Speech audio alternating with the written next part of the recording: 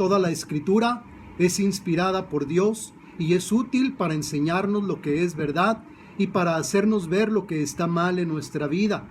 Nos corrige cuando estamos equivocados y nos enseña a hacer lo correcto. Dios la usa para preparar y capacitar a su pueblo para que haga toda buena obra.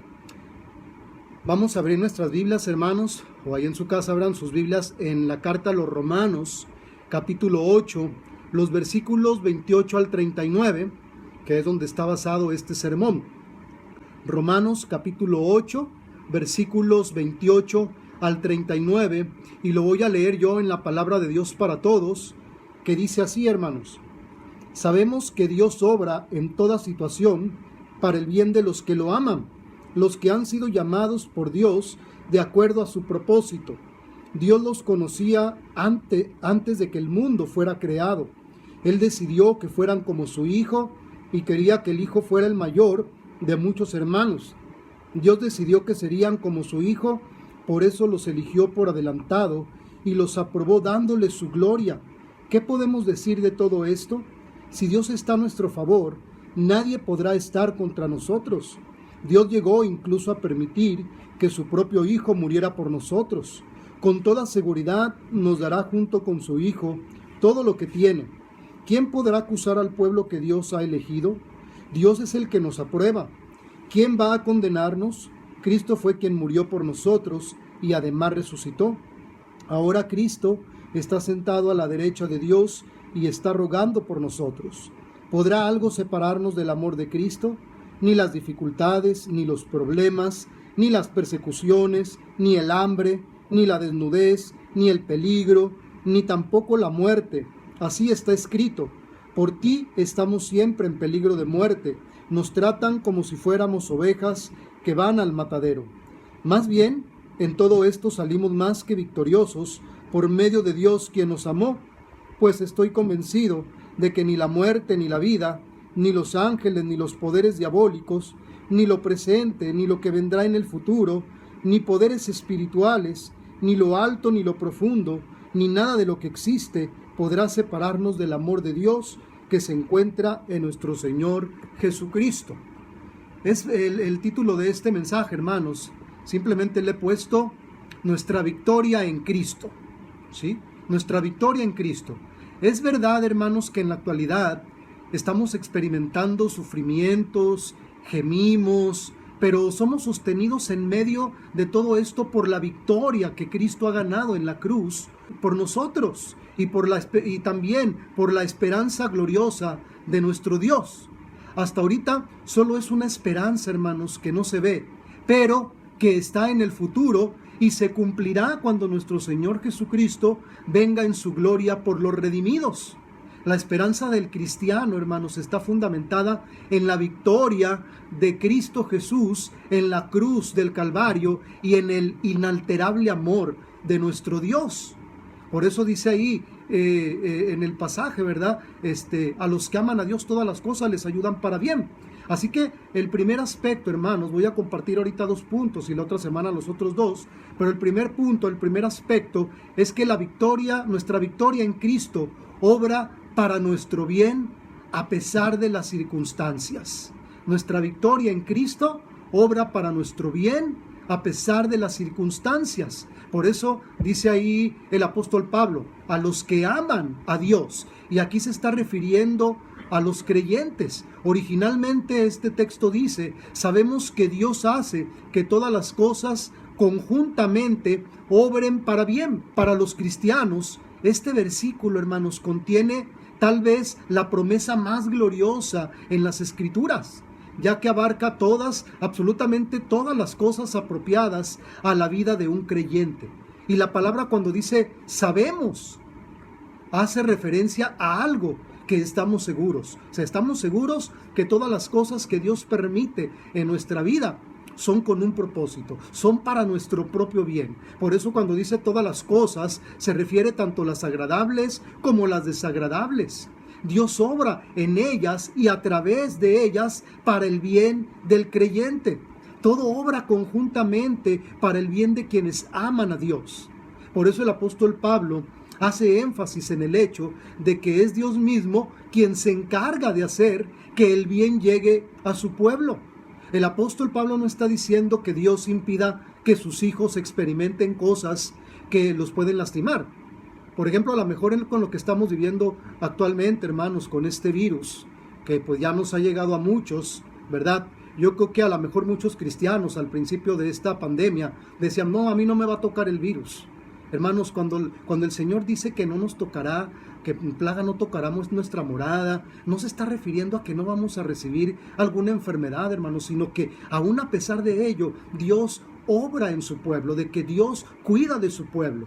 Por eso el apóstol no está diciendo que Dios va a impedir que sus hijos experimenten cosas que los pueden lastimar. Más bien, lo que está declarando es que el Señor toma en sus manos todo lo que permite que suceda a sus hijos amados, aún las cosas peores, y al final Él transforma esas cosas en bendiciones.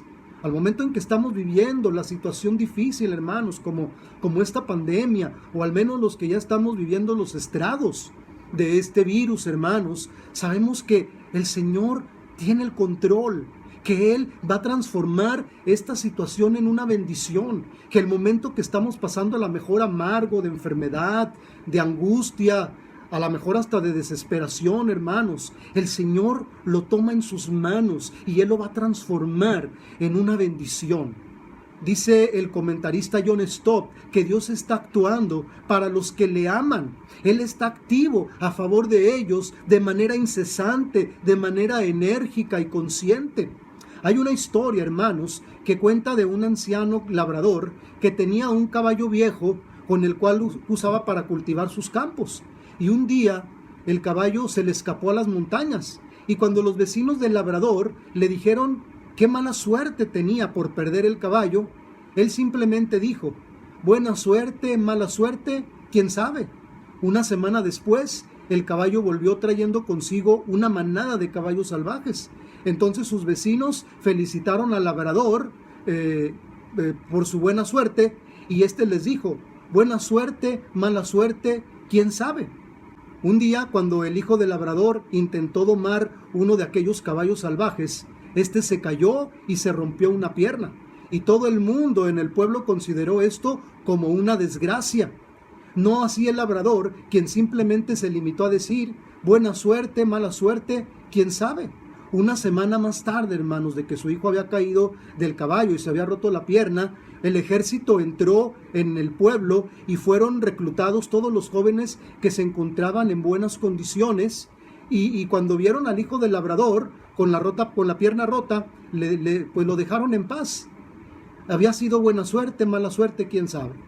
Como vemos, hermanos, todo lo que a primera vista parece un contratiempo, puede ser un disfraz del bien.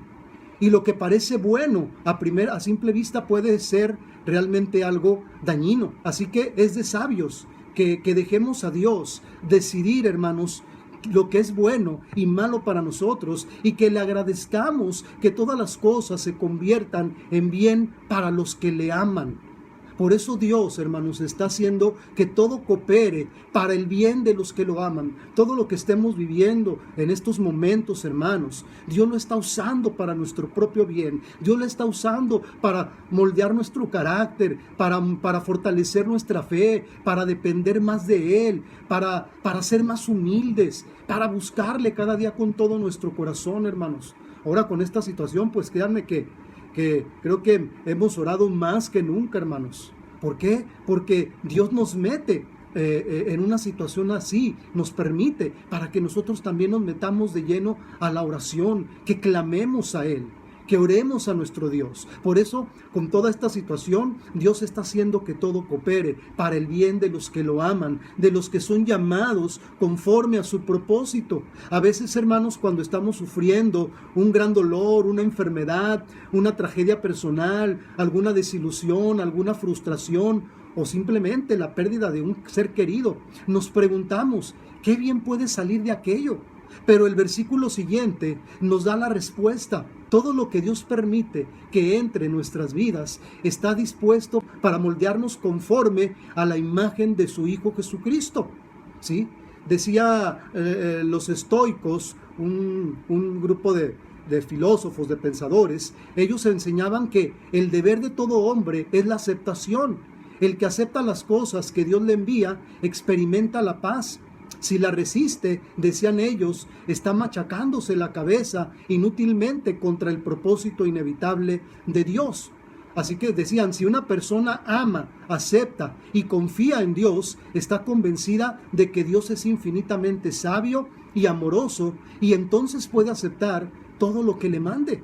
Es como cuando uno va al médico y éste le da un tratamiento que al principio es desagradable y hasta doloroso, pero si confía en el médico, entonces va a aceptar lo que le está ordenando. Así nos pasa, hermanos, cuando amamos a Dios, pero si no amamos a Dios ni confiamos en Él, entonces nos estaremos quejando de lo que nos sucede y estaremos lamentando y luchando en contra de su voluntad. Martín Lutero decía, si Dios no nos hiciera pasar por tantos monstruos, nos dejaría mucho lugar para que nos entreguemos a ideas equivocadas acerca de nuestros propios méritos.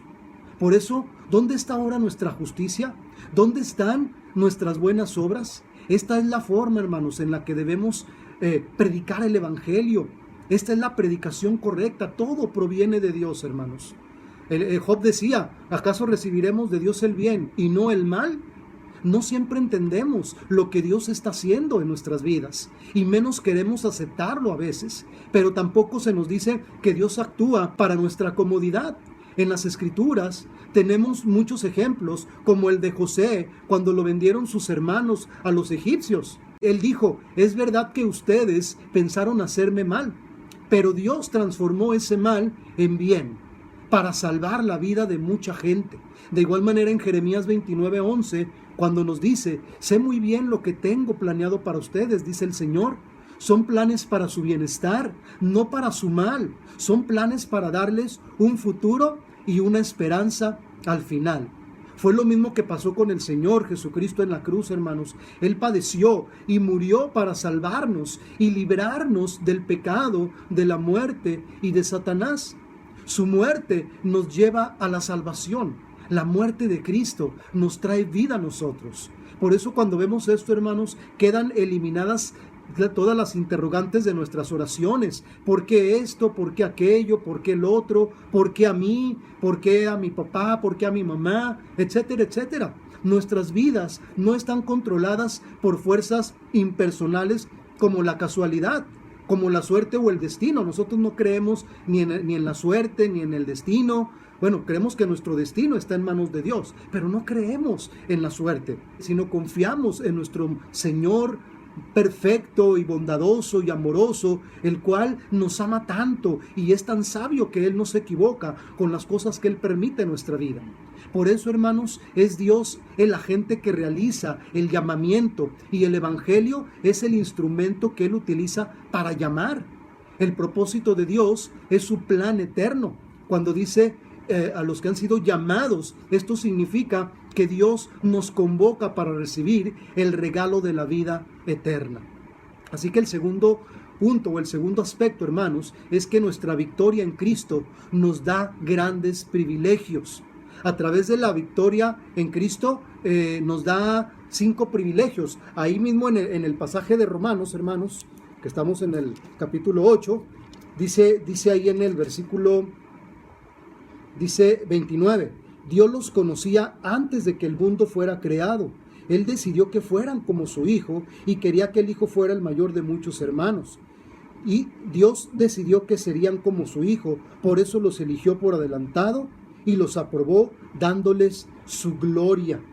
¿Sí? Y luego dice el 31, ¿qué podemos decir de todo esto? Si Dios está a nuestro favor, nadie podrá estar contra nosotros. Entonces, a través de la victoria en Cristo, hermanos, Dios nos da 5 privilegios, ¿verdad? Dice que nos conoció, nos predestinó, nos llamó, nos justificó y nos glorificó. Y vamos a ver así brevemente cada uno de ellos. Primeramente dice que nos conoció, o mejor dicho, nos amó. El verbo hebreo que usas aquí como conocer expresa mucho más que el mero conocimiento intelectual. Expresa una relación personal de cuidado y de afecto. Cuando Dios conoce a las personas, hermanos, Él las cuida. Dios tiene cuidado de sus criaturas. Dios tiene cuidado de sus hijos. Cuando Dios conoció a los hijos de Israel en el desierto, Él se ocupó de ellos. Dios los amó, los eligió y pactó con ellos. Por eso la palabra conocer se usa en un sentido prácticamente idéntico a amar. Por eso dice a quien conoció de antemano. Es igual a decir a quien amó de antemano. Así que la única fuente de elección y predestinación divina es el amor divino. En segundo lugar dice que nos predestinó. Y el verbo predestinar, hermanos, en el griego significa decidir de antemano. En el proceso de hacerse cristiano está entendida una decisión que tiene que tomar Dios antes de que podamos tomarla nosotros. Él lo decidió primero por nosotros. Es por eso que la salvación no es nuestra, sino que es de nuestro Dios. El mérito humano queda excluido, queda fuera, hermanos. No es por méritos humanos que nosotros vamos a ser salvos, sino por la gracia y la misericordia de Dios, por el regalo que Dios nos ha dado a través de su Hijo Jesucristo.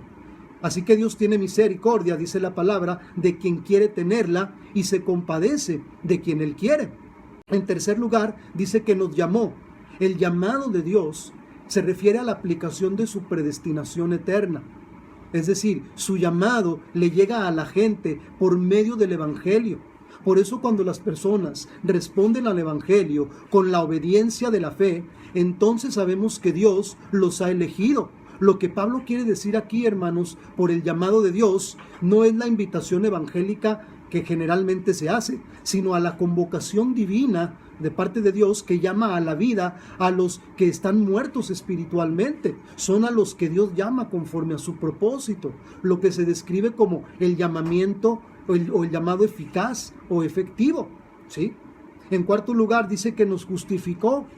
Ahora, el llamado efectivo de Dios permite que los que lo oyen crean, y los que creen dice que son justificados. Así que la justificación es más que el perdón o el ser aceptado. Es una afirmación que expresa que ahora los pecadores redimidos somos declarados justos ante Dios debido a que nos ha concedido la justicia de su Hijo Jesucristo. Es en Cristo, hermanos, y en nuestra unión con Él que hemos sido justificados. Por eso Pablo en 2 Corintios 5:21 dice: Él se hizo pecado por nosotros a fin de que nosotros pudiésemos hacernos justos mediante su justicia. Somos justificados por medio de nuestro Señor Jesucristo, quien pagó en la cruz del Calvario por nuestros pecados. Y en quinto lugar, hermanos, dice que nos glorificó. Ahora, Pablo dice que si compartimos los sufrimientos con Cristo, compartiremos su gloria. Nuestro destino es recibir cuerpos nuevos en un mundo nuevo, los que serán transfigurados con la gloria de Dios.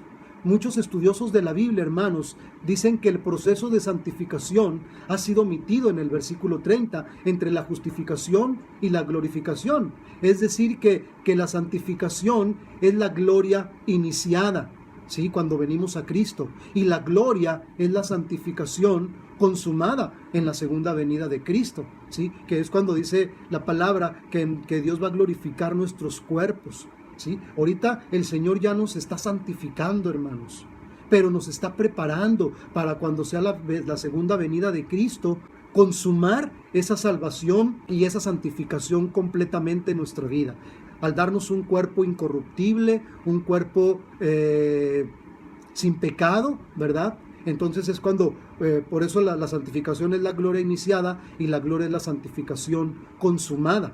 Por eso Pablo, hermanos, menciona: Dios obra para todos aquellos que lo aman, hermanos. Por eso en este tiempo que estamos viviendo, hermanos, pues son tiempos difíciles. Creo que estamos como cuando empezó esta pandemia, pero todavía peor, hermanos, porque cuando empezó esta pandemia todavía no había contagios, todavía el virus no se expandía por todos lados. Ahorita ya el virus está en todos lados, hermanos, y es por eso que está haciendo estragos en muchas personas, hermanos. Pero, como dice la palabra en este pasaje, Dios obra en toda situación para el bien de los que lo aman. Como les decía, estamos nosotros tal vez ya recibiendo los estragos de este virus, pero sabemos que Dios tiene su propósito, que Dios es quien nos sostiene, que Dios es quien nos sacará adelante, hermanos, en medio de esta pandemia, en medio de este virus que está haciendo mucho daño a muchas personas, hermanos. Por eso el apóstol Pablo nos dice, a los que aman a Dios, todo les ayuda para bien. A lo mejor algunos dicen, pues qué bien puede venir de todo esto, ¿verdad?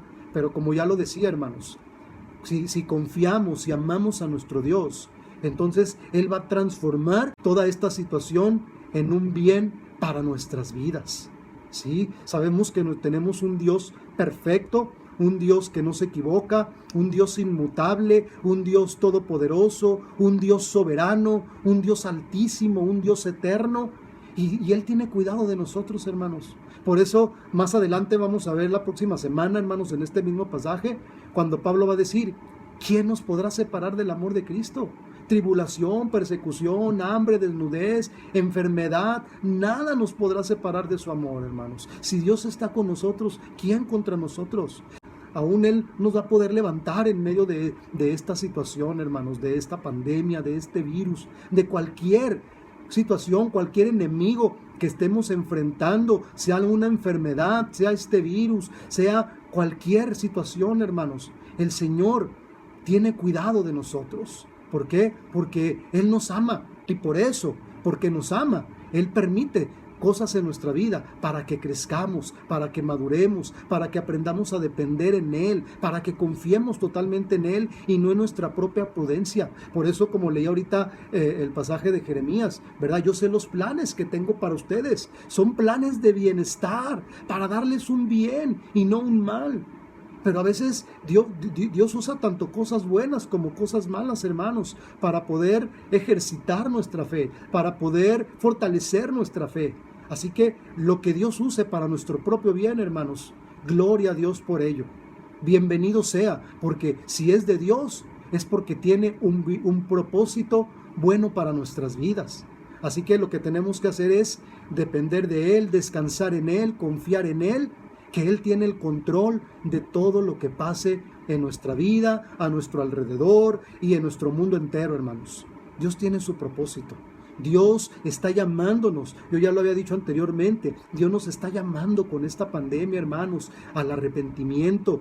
Pensamos que Dios está llamando solamente al no creyente, no, hermanos. Dios nos llama también a nosotros, aún los que somos creyentes. Dios nos está llamando al arrepentimiento, a la consagración, a la santificación. No pensemos que esta pandemia es para los no creyentes, es también para nosotros, hermanos, porque Dios tiene su propósito y todos necesitamos arrepentimiento delante de nuestro Dios. Por eso cuando dice en 2 de Crónicas 7:14, si mi pueblo orare, me buscare, se humillare, sí, yo escucharé desde los cielos. Dios está hablando a su pueblo, principalmente, hermanos, nos está hablando a nosotros como su pueblo a través de esta pandemia, a través de este virus, hermanos, a que nos pongamos a cuentas con nuestro Dios, a que le busquemos con todo nuestro ser, a que cada día Él sea el centro de nuestra vida, hermanos. Por eso Dios permite todo esto y Dios obra en toda situación para aquellos que le aman, para aquellos que amamos a Dios, hermanos. Todo es para nuestro propio bien. Sea este virus, sea la enfermedad, sea un accidente, sea la pérdida de un ser querido, sea cualquier cosa, hermanos, que a lo mejor nos duele, y como seres humanos la carne se duele, pero Dios, si estamos en sus manos, Él tendrá cuidado de nosotros y Él nos sacará adelante en medio de aquella situación, en medio de aquel problema, de aquella enfermedad, hermanos. Dios tiene el control. Por eso cuando le dijeron Sadrach, Mesach y Abednego, sabemos que Dios nos puede librar del horno de fuego, y si aún así no fuere eso, pues no adoraremos. Igual sabemos que Dios nos puede sacar en medio de esta pandemia, de este virus, de esta enfermedad, pero si aún no es así, glorificado sea el nombre de nuestro Dios, hermanos. Confiamos en un Dios todopoderoso, el Dios vivo y verdadero, el mismo de ayer, de hoy y de siempre, el Dios inmutable, el Dios que no cambia, el mismo Dios de Abraham, de Isaac y de Jacob. Es el mismo Dios, el de nosotros, el Dios de la Biblia, el Dios que nos creó, el Dios que nos creó para su gloria, el Dios que nos ha escogido, que nos ha amado, que nos ha perdonado, que ha entregado a su Hijo Jesucristo por nuestras vidas, hermanos. Ese es el mismo Dios al que nosotros adoramos, al que glorificamos. el único que merece la honra y la gloria, hermanos. Por eso, hermanos, quiero terminar con una oración, ¿sí? Y la otra semana, primeramente Dios, continuaremos con la segunda parte de este mensaje, nuestra victoria en Cristo. Así que vamos a orar, hermanos. Padre amado, en esta hora, cuántas gracias te damos, Señor, porque hasta aquí tú has sido bueno con nosotros, Señor. Porque aún en medio de la enfermedad, aún en medio del virus, aún en medio de esta situación, Señor, tú fortaleces nuestras vidas, Señor. Si estamos en pie, es por tu bendita misericordia, es por tu amor, por tu fidelidad, por tu bondad, Señor. Gracias, Señor, por sostenernos, porque hasta aquí tú nos has guardado, porque hasta aquí tú has tenido cuidado de nosotros, Señor. Gracias, Padre, por lo que has hecho en nuestras vidas, por lo que estás haciendo y por lo que habrás de hacer también, Señor. Gracias, Padre, porque tú obras para el bien, en toda situación, para el bien de aquellos que te aman, Señor. Gracias, Señor, porque aún las cosas que para nosotros son malas, que nos dañan a lo mejor nuestro cuerpo, nuestros sentimientos, pero sabemos que todo obra para nuestro bien, Señor. A los que te amamos, todas las cosas nos ayudan para nuestro bien, Señor. Por eso te bendecimos, te alabamos y te glorificamos. Y te damos las gracias, Señor, aún por las pruebas, aún por las dificultades, aún por las enfermedades, Señor, porque todas ellas nos ayudan a depender y a confiar más en ti, en tu misericordia y en tu providencia y en tu amor, Señor. Te alabamos y te glorificamos en el nombre poderoso de Cristo Jesús. Amén.